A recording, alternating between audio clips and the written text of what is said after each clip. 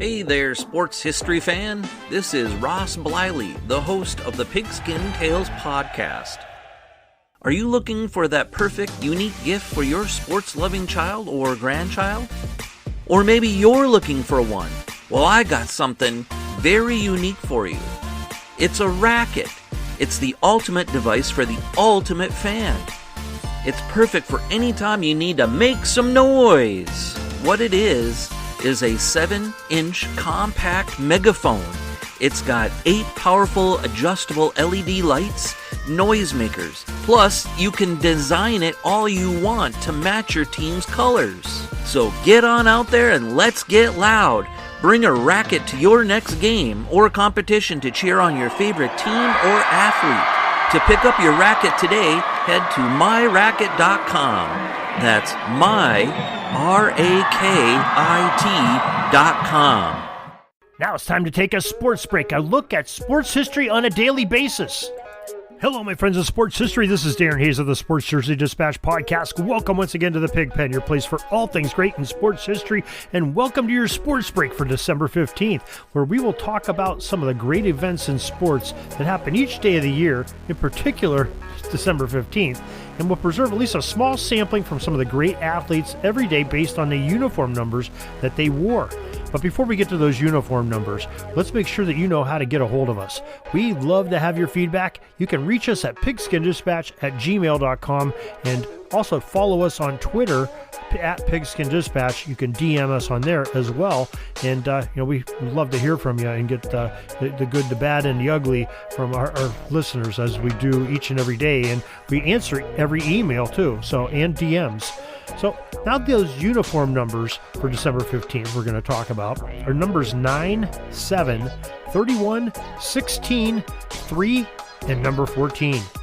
We'll start off in the year 1925 on December 15th.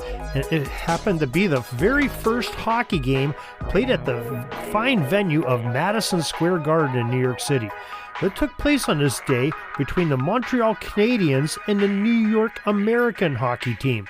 It was the Canadiens that were the winners that day, 3-1 over New York. December 25th, 1959, Ballon d'Or, the Real Madrid forward number 9, Alfredo Di Stefano, won his second award for being the best football player in Europe, voted by his peers, ahead of teammate number 7, Raymond Kopa, and Juventus Welsh utility player John Charles.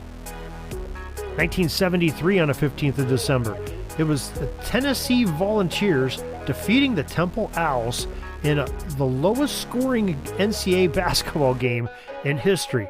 Now listen to this. The score was 11-6 in a men's basketball league. Now, it ended up, that was the day before the shot clock and you could stall and everything else. That really wasn't that long ago that you could do these things. But the score was, Tennessee was leading 7-5 with 11 minutes and 44 seconds left in the second half. And Temple coach Don Casey sent his team into a stall mode. Yeah, they went to probably 4 corners where the guards spread way out, passed the ball back and forth, didn't have a 3-second or 5-second violation. And then the Owls, they just tossed the ball around the Tennessee's 2-3 zone for 11 minutes and 38 seconds without losing the ball. So that's just amazing that you could have a score that low in NCAA Division I basketball. December 15th, 1980, the New York Yankees number 31, Dave Winfield, became the highest paid Major League Baseball player on a 10-year, $15 million contract that he signed with the Yanks. In 1997, on the 15th of December, San Francisco 49ers retired Joe Montana's famous number 16 jersey. In 2002, on December 15th, the 68th Heisman Trophy Award was won by USC quarterback number 3, Carson Palmer. And December 15th, 2008, we had the 74th Heisman Trophy Award being handed out, and it was won by Oklahoma quarterback number 14, Sam Bradford. That's your sports history for this December 15th, your sports break that takes you away from life's problems and issues and life in general for just a few minutes each and every day. And we're sure glad that you could join it and that you spend it with us each day. We're here for you. We are simply a download away. And if you miss an episode, don't worry, you can go back and catch it. It's on your favorite podcast provider or on jerseydispatch.com. Also, our podcast, along with Pigskin Dispatch and Orville Mulligan Sports Writer, are all found on sportshistorynetwork.com. They're there with almost 30 other podcasts on sports history that are sure to be a joy for anybody that loves sports.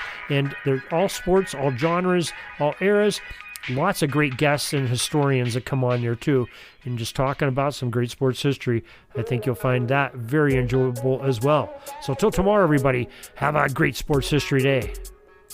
This penalty kill is almost over. I got to get back out on the ice. But thanks again for joining us for another great edition of Sports Jersey Dispatch Podcast. We'll see you tomorrow. We invite you to check out our websites, jerseydispatch.com and pigskindispatch.com. Not only see the daily sports history, but to experience the preservation of great events and people that play the games. Find us on Pigskin Dispatch. It's also on social media outlets of Facebook, Twitter, Instagram, and don't forget the Pigskin Dispatch YouTube channel. Get all your daily sports history. Pigskin Dispatch is happy to be associated with the Sports History Network, the sports headquarters of yesteryear, found at sportshistorynetwork.com.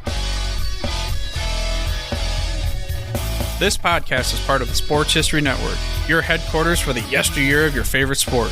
You can learn more at sportshistorynetwork.com.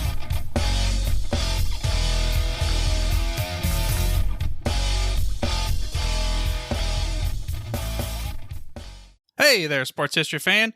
This is Arnie Chapman, aka the Football History Dude, and I hope that you enjoyed this recent episode presented by the Sports History Network and were able to learn some good old-fashioned sports history knowledge nuggets. I started the Sports History Network back in 2020 with the mission to help podcasters find a community of like-minded sports history nerds, as well as helping aspiring podcasters to start their own shows. We have a little bit over 30 shows on the network right now covering all sorts of sports history, but as far as I'm concerned, we're just at the toothpick in the ocean moment, that can't even figure it out because there's so much more coming.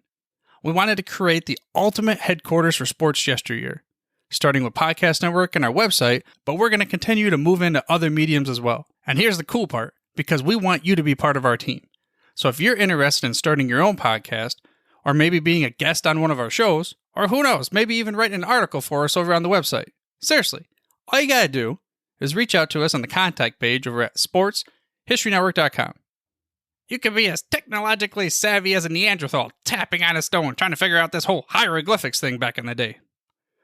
Again, it doesn't matter, because even if you don't understand the whole podcast space, we have a production team that can pretty much help you out with doing everything. All you gotta do, head over to sportshistorynetwork.com, head to the contact page, fill it out. That message goes right to me, and I'll reach out to you as soon as I can. But for now, dude, I'm through if you're through.